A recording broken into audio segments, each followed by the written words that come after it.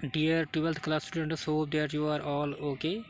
आज हमारा जो टॉपिक अंडर डिस्कशन है वो है एशियन, और आज हमें इसके बारे में और कुछ पढ़ना है। तो जहाँ पे मैं टिक डालता हूँ हमें वही यहीं से पढ़ना है। या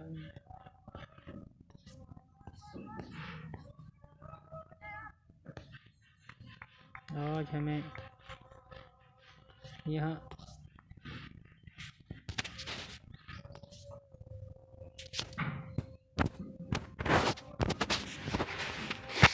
से पढ़ना है।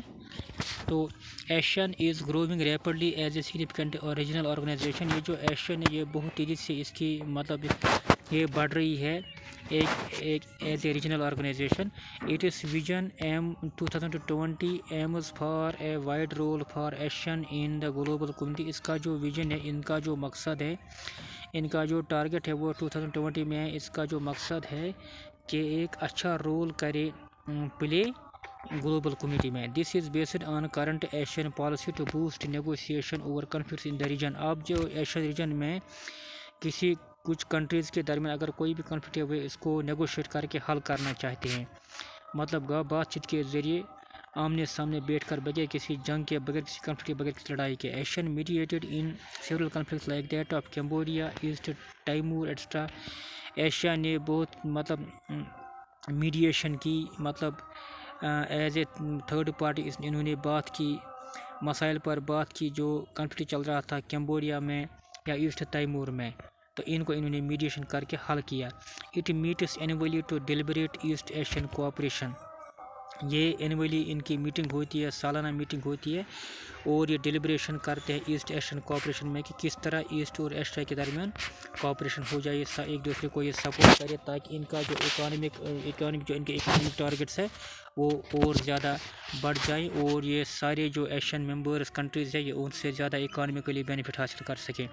The present economic potential of Asian, especially its trade and investment prospects, make it an attractive proposition for growing economies like India and China or to foster economic cooperation.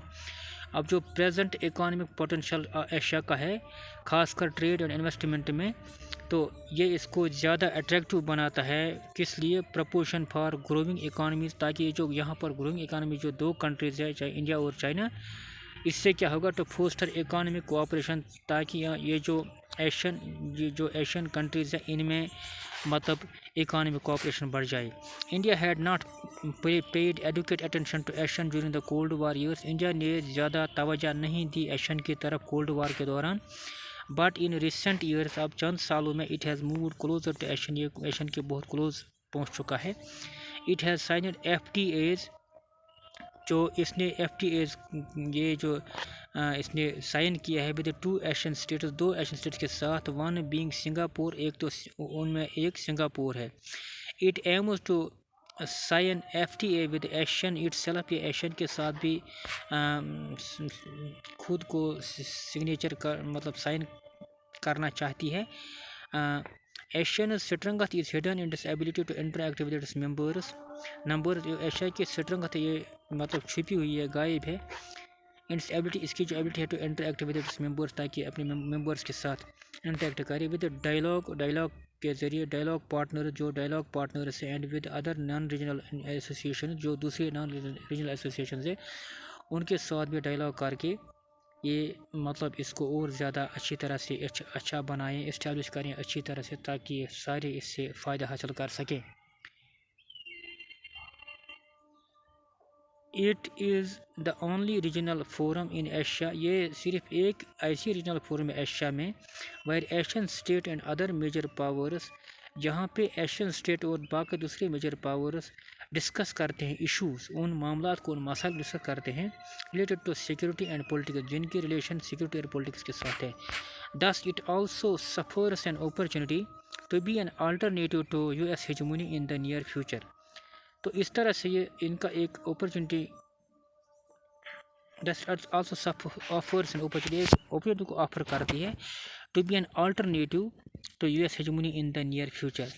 ये एक अल्टरनेटिव ऑफर करती है US hegemony को कि ये near future में एक ऐसा मतलब चैलेंज दे सकती है US हेजेमनी को जो बहुत ज़्यादा ताकतवर बन सकती है।